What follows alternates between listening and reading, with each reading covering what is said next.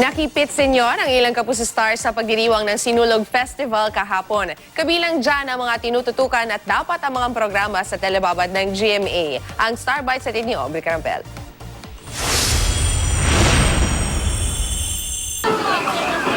Nakadagdag ng kulay at saya sa Sinulog 2017 Grand Parade ang paglahok ng ilang Kapuso Stars. Malalakas na tilian ang sumalubong sa kanila.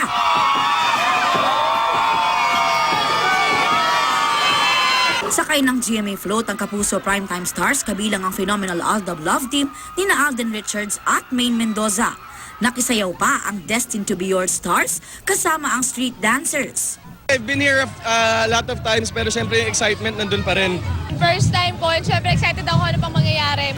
Nakijoin din sa parada ang Pinoy Steffi at Mateo na sina Ultimate Star Jeneline Mercado at Gil Cuerva. Nabibida naman sa upcoming GMA adaptation ng Korean drama hit na My Love from the Star. Ay, masaya.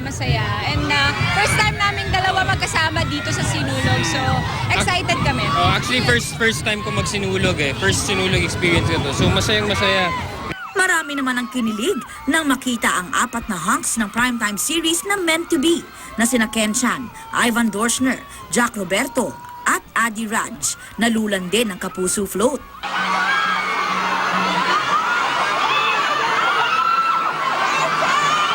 Kasama rin ang bagong Kapuso star na si Mika de la Cruz.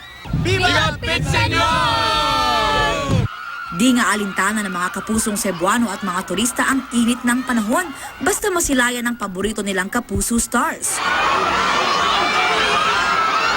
Maging ang Kapuso Stars, wala ring kapaguran sa pagkaway at pagngiti sa mga nag-abang na fans na sukli raw nila sa naging mainit na pagtanggap sa kanila ng mga Cebuano. Gusto namin magpasalamat sa lahat ng mga, nag-take time na lumabas ng bahay at abangan kami, abangan yung float.